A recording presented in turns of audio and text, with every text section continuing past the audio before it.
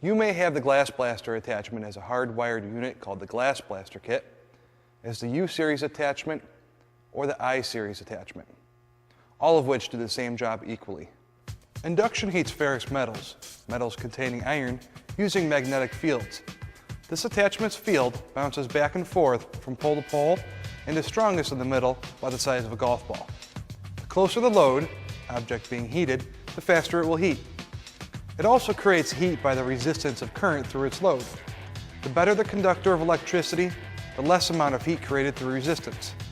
But don't worry, we don't create enough current in ferrous metals to do damage to electronics outside of the effective field strength.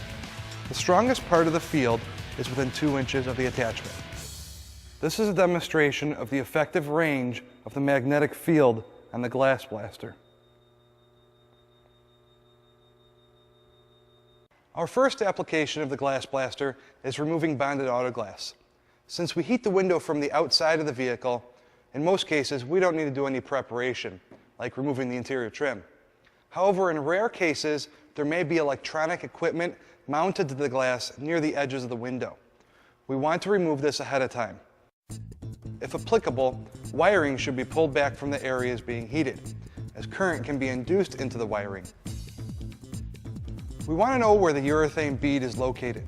One way to do this is by using the L-wedge.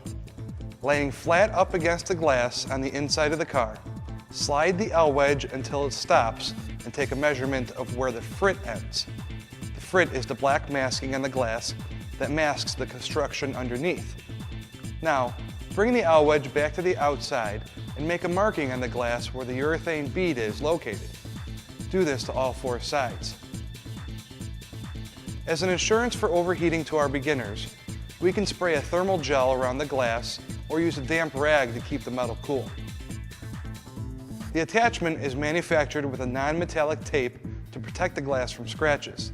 If your tape is damaged, you can replace it with any non-metallic tape or a replacement thermal tape we offer. We now want to start where the urethane bead lies, with an arrow to the center of the glass. Start in a corner and work 6 to 8 inches down each side of the glass. This allows us to get the greatest amount of pressure farther down the window. 3 signs will tell us when we have enough heat. The crackling of urethane melting. This sounds like rice cereal crackling in milk. A small steady stream of smoke, as also seen from a glass knife. Steam from water residue or thermal shield spray. The most important step we need to do at this point is apply outward pressure. So we're going to push from behind and or out with the L-wedge.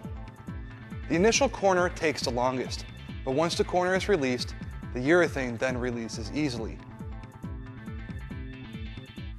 We can also tell we have enough heat by the bend in the glass, but don't try to do this too much with non-tempered glass, as it may easily crack. We recommend you start with quarter glass and work your way up to non-tempered glass, once you have a good idea of how much outward pressure is needed. We work this method all the way around the glass. Some windows have a rubber encapsulation which we can't damage if we intend to save the glass. So be careful as you learn the tool, not to push the rubber against the vehicle, as heat can distort it. As we slide the L-wedge down the glass, be cautious that you don't overheat, as the paint becomes more easily marred. Often, the paint will come off with the urethane bead.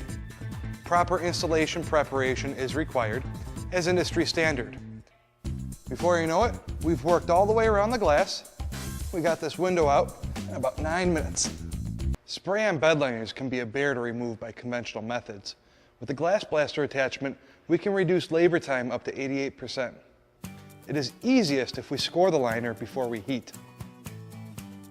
Place the attachment only on the liner, as the liner protects the attachment from the radiant heat created. Using a metal scraper, follow the area heated. Be careful not to heat the metal scraper within the magnet's effective field.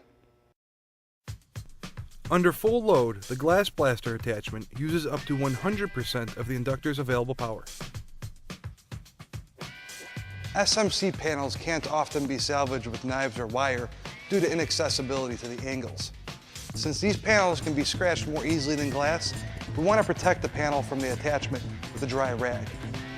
Since finding the urethane bead can often be tricky with SMC panels, we have to bend the panel and want to look for a reflection of light in the bend, which indicates where the urethane bead lies.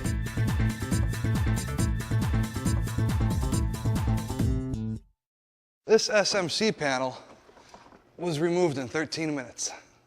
The glass blaster has many other uses. Use the diagram of the magnetic field shape to apply to any ideas you may have, such as sound deadener and underbody coating removal. Just remember not to touch this attachment directly to metal or anywhere with significant radiant heat. This will damage the glass blaster attachment.